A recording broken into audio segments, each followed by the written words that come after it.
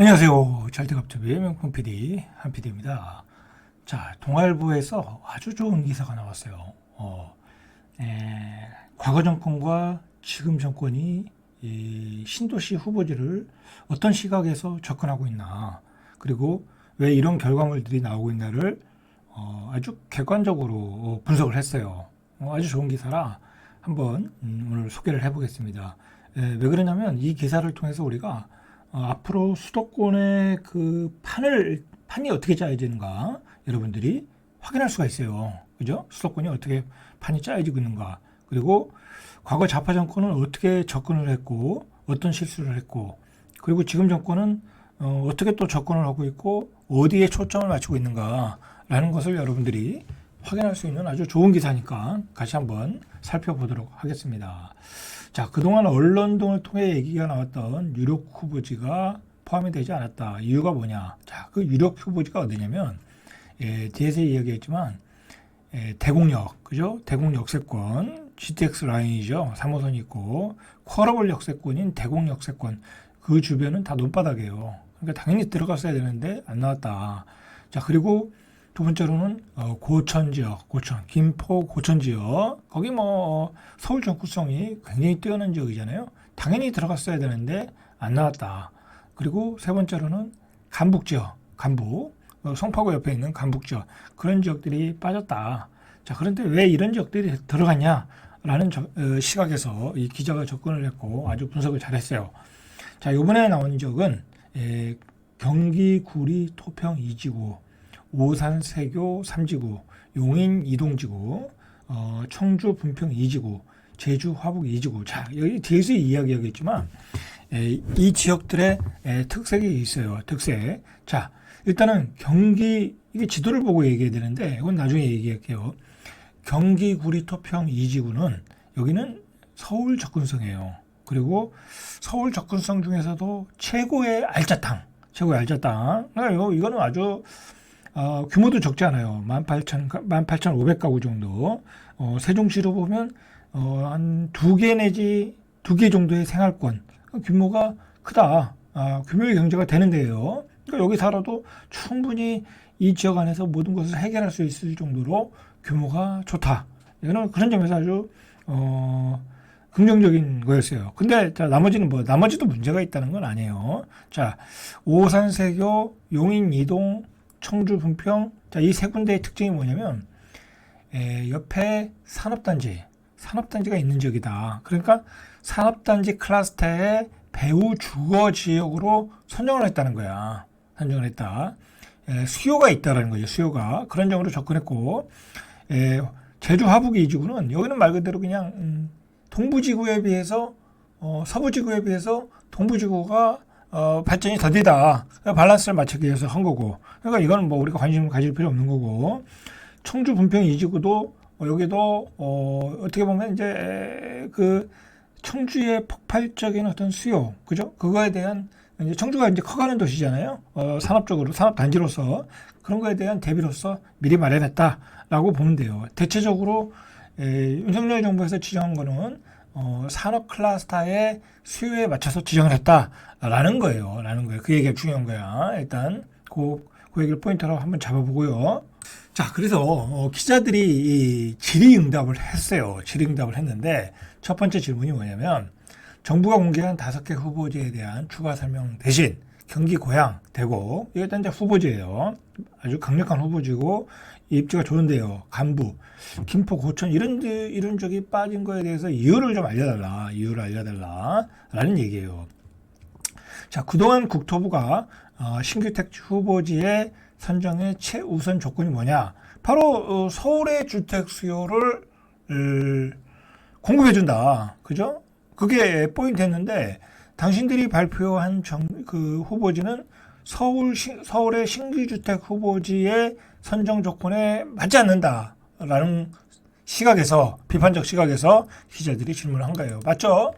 여러분, 서울에 사는데, 강남에 사는데, 이동에서 이동 신도시에서 출퇴근할 수 없죠. 평북 지지에서 출퇴근할 수 없죠. 오산 세교에서 출퇴근할 수 없죠. 그죠? 이상한 거예요. 자, 우리는 거기에 의문점을 갖고 거기에 비판적인 시각이 좀 필요한 것 같아요. 자, 보시죠. 김호진 국토부 제1차관은 이 양반이 이제 이 정책을 주도하는 차관인 것 같아요. 이에 대해서 중장기적인 공급 기반을 확충하는 차원에서 선정했다. 일반적인 얘기죠. 그러니까 수도권의 중장기적인 주택 수요에 대비한다. 그 얘기는 맞아요. 왜냐하면 오산, 세교, 용인, 이동, 자 그런 지역들은 앞으로 반도체 산업, 우리나라의 그 먹거리 산업을 주도할 핵심적인 산업이 커가는 지역이에요. 거기에 주택 수요를 채워 넣어야 된다라는 얘기를 한 거예요. 자, 국토부는 이어진 추가 답변 과정에서 신규 택지의 선정 기준, 자 이게 중요한 거 이게 포인트. 자, 이 네 가지 이 기준을 가지고 신규 택지 선정을 했다라는 거예요. 자, 정부는 뭐 아무렇게나 이렇게 하질 않아요. 이 행정이라는 거는 아무렇게 하질 않는다. 자, 잠깐만 행정에 대해서 얘기하면 사실은 우리나라 대한민국의 행정은 제가 보기에는 선진국 수준이에요. 선진국 수준이야. 뭐 어떤 페이퍼라든지 준비하는 과정이라든지 그런 거는 선진국 수준이야. 근데 이제 그거를 실제적으로 이렇게 뭐랄까 잘 적용하고 이렇게 결과물이 잘 안 나와서 그렇지 이 과정은 선진국 수준이야. 자, 어쨌든 선정 기준으로 충분한 주택 수요 많이 공급하겠다는 얘기죠. 그 다음에 광역교통망 계획, 광역교통망이 있는 곳에 선정을 하겠다. 이제 뭐 추가로 신도시 짓고 거기다가 광역교통망을 못 짓는다. 인구 축소 시대에 맞는 얘기죠. 그러니까 기존에 GTX가 있거나 SRT가 있거나 아니면 뭐 지하철을 조금 더 땡겨올 수 있거나 그런 지역에 선정을 하겠다라는 거예요. 자, 그 다음에 난개발 방지, 뭐 이건 당연한 얘기고, 그 다음에 네 번째가 윤석열 정부에서 추가가 됐다는 거야. 지역 주민 및 지자체의 협조 가능성. 자, 이게 추가가 됐다는 거예요. 이게 좀 의아스럽더라고. 이거는 좌파 정권에서 좋아하는 건데 우파 정권에서 지역 주민 및 지자체의 협조 가능성. 그러니까 이제 실무자 입장에서 국토부 입장에서는 이 신도시를 추가 지정하다 보면 그 주민들의 드센 그 항의가 있을 거 아니에요. 그럼 그걸 온몸으로 받아야 되는 게 또 국토부라고. 이 세종시에 국토부가 있는데 맨날 와서 데모하는 사람들이 그 사람들 아니야. 그죠? 그러니까 이 사람들 입장에서도 피곤하니까 지자체의 협조 가능성을 넣었다라는 거예요. 자, 이 부분에 대해서는 좀 대세 얘기해줘. 자, 여기서 눈여겨볼 점은 이전까지 치솟는 집값을 잡기 위해요. 신규 택지 선정의 주요 선정 기준이었던 서울 접근성이 빠졌다라는 거야. 이게 포인트야. 서울 접근성이 빠져있다. 자, 여러분, 그러면 이게 지금 신규 택지가 산으로 가고 있다라는 거잖아. 자, 이게 차이가 나요. 차이가 나. 자, 문재인 정부와 윤석열 정부의 차이가 나. 우리가 집값 때문에 문재인 정부를 쫓아냈지만 이 문재인 정부가 이 잘한 점도 있어요. 못한 점도 많지만 자, 그럼 한번 보자는 거예요. 이제 뒤늦게 잘한 거죠. 뒤늦게. 지난 문재인 정부는 6차례에 걸쳐 신규 택지 후보지를 발표하면서 집값 상승의 진원지인 너무 집값이 폭등하니까 이 서울 집값을 잡아야 되겠다. 그런 강박관념에서 서울 지역의 수급 불안 해소를 최우선 과제로 삼았다라는 거야. 문재인 정부는. 그렇죠? 자, 그래가지고 대표적인 지정 사례가 3기 수도권 신도시. 이 3기 수도권 신도시의 특징이 뭐예요? 서울 접근성이야. 교통망 다 확보돼 있고. 자, 그래서 경기도 남양주 왕수 여기도 이제 GTX가 들어가는 거고, 하남 교산 뭐 여기는 뭐 입지가 좋은 곳이니까 말할 필요 없는 거고, 고양 창릉 역시 여기다 선정해놓고 GTX를 박아놨죠. 그죠? 역사를 추가했잖아요. 그죠?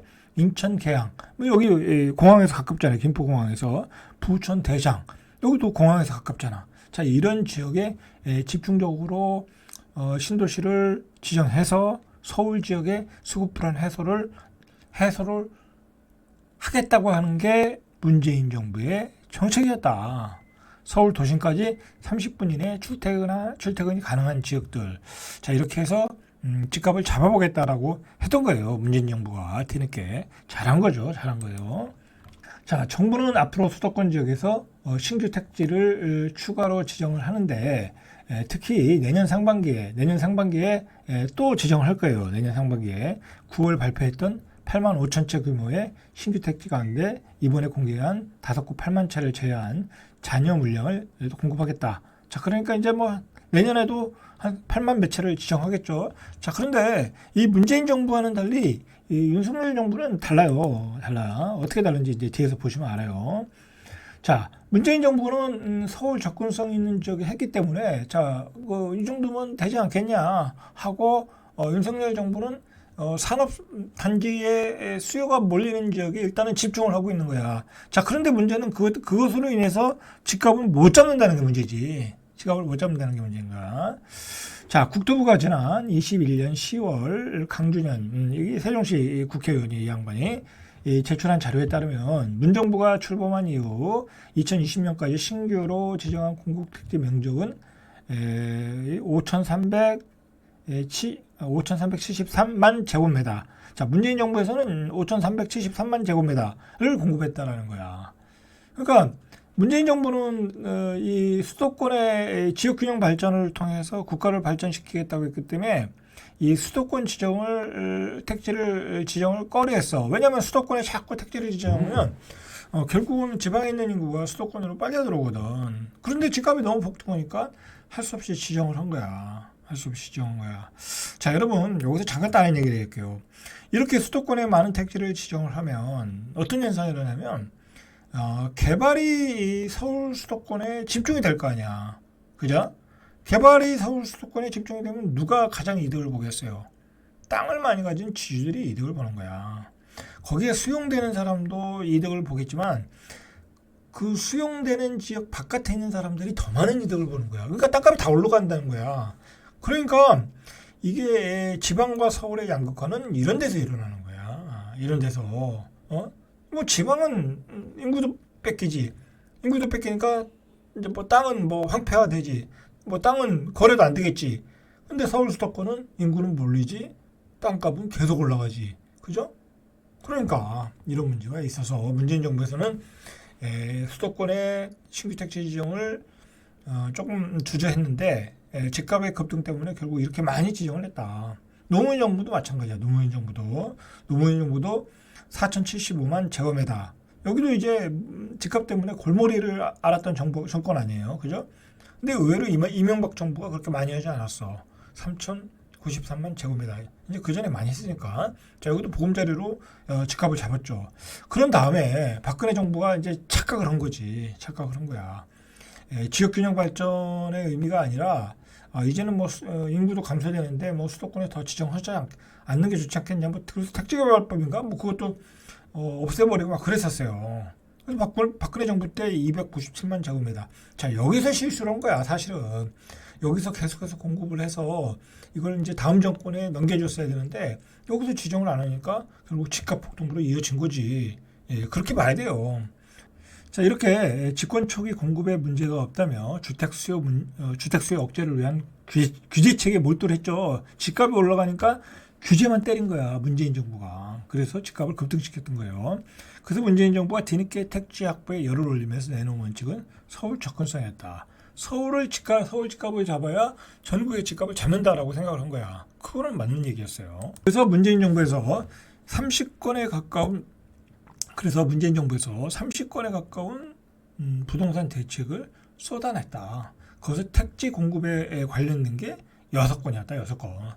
뭐 수도권 주택 공급 확대, 2차 수도권 주택 공급 계획 및 수도권 광역교통망 개선 방안 2018년, 수도권 주택 30만 호 공급 방안에 따른 제3차 신규 택지 추진 계획, 수도권 주택 공급 기반 강화, 뭐 이렇게 많은 정책을 문재인 정부 때 쏟아냈다. 자, 그런데도 집값이 안 잡혀요. 그죠? 그거는 뭐냐면 일단은 제가 지난 시간에 얘기했지만 윤석열 정부에서 이렇게 우리가 추진을 하고 있다. 신도시. 그리고 싼 가격에 주택을 공급을 하고 있으니까 여러분들 비싸게 사지 말아라. 기다려라. 그런 홍보를 해야 되거든. 그런 홍보를 해야 되는데 그런 홍보로도 안 하더라고. 왜냐하면 그렇게 하면 서울 도심에서 공급하는 주택이 미분양이 나잖아. 안 사지. 수도권 바깥에서 6억에 분양하는데 좋은 아파트를 6억에 분양한다는데 서울에 12억 주고 살 일이 있겠냐고 강북에. 예? 그러니까 안 하는 거야. 그런 홍보를. 예? 그럼 이 건설사도 살려주려고. 근데 저기 이명박 정부 때는 안 그랬거든요. 이명박 정부 때는 반값 아파트 공급할 테니까 집 사지 마세요. 그랬거든. 그래서 구축도 거래가 안 됐어. 그래서 구축이 그렇게 떨어진 거야. 예? 그거 믿고 사람들이 구축을 안 사니까 장기 하락으로 간 거야. 야, 윤석열 정부도 그렇게 해야 되는데 오히려 윤석열 정부는 반대로 가더라고. 어떻게든 막 그 집값 떨어지는 것을 막으려고, 어? 막 돈도 없는 사람들 특례보금자리론 줘가지고 60% 대출 받아서 집 사게 하고, 그죠? 그 집 샀는데 어떻게 됐냐고 지금 또 떨어지고 있잖아, 그죠? 잘못하고 있는 거야. 야, 과거에 이명박 정부처럼 하라 이거야, 그냥. 예? 우리가 정부가 좋은 주택 공급해 줄 테니까, 싼 주택 공급해 줄 테니까 집 사지 마세요. 그러면 지금 지지도가 안 나왔지. 훨씬 인기 있는 정부가 나왔지. 거기서 실수한 거야. 추경호 경제부총리, 원희룡 국토부 장관, 예? 오른쪽 팔, 왼쪽 팔들이 다 그런 실수를 한 거야. 그래서 인기가 없는 거야. 그걸 모르는 것 같아. 예? 제가 객관적으로 보긴 그래요. 자, 특히 이 첫 번째 9.1 대책에서는 서울과 인접한 서울과 일개 수도권 신도시 사이에 330만 제곱미터 이상의 대규모 택지까지 밝혔다. 자, 이렇게 3기 신도시에 문재인 정부가 주력했던 것은 서울의 집값을 잡기 위한 것이다 라는 거예요. 근데 이걸 가지고, 이 좋은 재료를 가지고 현 정부에서 적극적인 홍보와 그 다음에 집값 안정 정책을 폈어야 되는데, 좋은 재료는 줬는데 그걸 뭐라 그럴까, 요리를 못했다라는 거죠. 자, 현 정부의 달라진 접근성은 뭐냐면, 현 정부의 수도권 신규 택지 선정 기준에는 서울 접근성이 없다라는 거야. 서울 접근성이. 자, 그렇죠. 방금 봤듯이 문재인 정부에서는 바로 서울의 접근성이라는 말이 있었어. 있었어. 근데 현 정부에서는 없다라는 거야. 자, 여러분, 제가 무슨 뭐 정치적인 편견을 가지고 이야기하는 거 아니에요. 저는 딱 중간이에요. 중간. 누구 어떤 편도 없어요. 어떤 편도 안 들어요. 저는 모든 정치, 좌든 우든 다 비판을 해야 된다고 봐요. 국민의 입장에서는. 자, 근데 왜 없냐 이거예요. 왜 없냐. 자, 보세요. 충분한 주택 수요, 광역교통망 계획, 난개발 방지, 지역 주민 및 지자체 협조 가능성. 오히려 이거를 넣어서 어떤 제약의 요소가 된 거야. 제약의 요소. 아니, 문재인 정부는 뭐 지역 주민들의 뭐 협조 뭐 그거 몰라서 그렇게 막 지정했나? 그죠? 그러니까 여기에 문제가 있는 거야. 자, 그러면 왜 서울 접근성을 강하기 위한, 보완하기 위한, 공급을 안 했겠냐. 서울 집값 떨어질까봐 그러지. 그죠? 오히려 서울 집값을 방어하려는 의도가 아닌가. 그런 생각이 들죠. 기득권들의 입장에서는. 그죠? 자, 특히 네 번째 조건은 이 지역 주민 지자체 협조, 중앙 정부 주도로 신규 택지 후보지를 선정한 뒤 지역 주민들의 반발로 사업 추진에 난항을 겪는 일이 많았다라는 점에서 추가했다라는 거예요. 자, 보세요. 실제로 현 정부 출범 이후에 선정된 신규 택지 후보지를 보면은 자, 이게 새로 발표한 토지는 이번에 발표한 5곳을 포함해 모두 8곳이에요. 8곳. 자, 나머지 3곳은 경기 김포 한강 2지구, 평택 지제 역세권, 경남 진주 문산. 자, 여기 보세요. 경남 진주 여기도 문산도 여기가 항공 클러스터가 들어가는 데고, 평택 지제 역세권도 반도체 클러스터 때문에 집어넣은 거고, 김포 한강 여기는 왜 여기다 집어넣냐면 이거 사실 적합한 지역은 아니야. 왜냐면 접경 지역이잖아. 그죠? 바로 휴전선 그 접경 지역에 거기다가 큰 대규모 신도시를 넣는다는 거, 이거 뭐 방패막이 되라는 얘기잖아. 그죠? 적합한 지역은 아닌데, 김포 신도시의 규모를 키워서 5호선 연장을 해서 어떤 이 경제성을 높이기 위해서 할 수 없이 지정을 한 거야, 여기는. 자, 그리고 용인 이동도 반도체 클러스터, 청주 분평도 뭐 오송 뭐 바이오 또는 2차 산업단지 주변, 그다음에 뭐 다 그렇죠. 이렇게 전체적으로 수요가 몰린 지역에 지정을 했다라는 게 이번 정부의 목표예요, 목표. 자, 보세요. 그래서 평택 지적 역세권은 평택 화성 용인으로 이어지는 반도체 클러스터. 그러니까 뭐 그냥 필요에 의해서 지정을 한 거지, 서울 수도권의 집값을 잡겠다라는 의도는 아니다라는 거야. 어떤 그 기자의 시각이, 거기에 대해서 비판적인 시각으로 보고 있는 거야. 자, 보세요. 김포 한강 2지구는 서울 지하철 5호선의 김포 연장 사업에 필요한 수요 확보 차원에서 집어넣었다. 규모 경제 때문에. 자, 근데 자 이제 구리토평 같은 경우에는 재밌는 게 뭐냐면, 자 여러분, 여기는 지금까지 지정한 신도시 중엔 최고의 입지야. 제가 보기엔 하남 교산보다도 더 나아. 여기가 구리토평 2지구가 대표적인데, 여기는 주민협조가 잘 됐다라는 거야. 자, 보세요. 김포 구리시장은 정부 발표 직후 가진 지역 언론 설명에서 구리시의 30년 수건 사업이었다는 거야. 한강변 토평지구 개발 사업이 수건 사업이었다. 이 사업은 1990년대부터 논의가 시작되면서 구리시 발전을 견인할 핵심 사업으로 주목받았으나 정치적 상황 등으로 여러 가지 상황으로 사업이 중단되면서 주민들의 개발 압력이 컸다. 왜냐하면 주변은 다 개발이 됐는데, 자, 주변은 여기 다 개발이 됐는데 여기만 남았잖아. 그죠? 그럼 안 하고 있으면 어떡할 거야? 언젠간 해야지. 근데 자꾸 난개발 압력은 들어오고, 그러니까 주민들 입장에서는 여기를 하나의 신도시로 빨리 개발을 하자, 어떤 압력이 있었던 거죠. 거기에 주민들이 적극적이었고, 구리시 입장에서도 여기가 완성돼야 구리가 확실하게 완성이 되는 도시이고, 그러다 보니까 국토부와 이게 잘 맞았던 거죠. 국토부의 정책과 구리시의 생각과 주민들의 생각이 삼위일체가 돼가지고 개발이 됐다라는 거죠.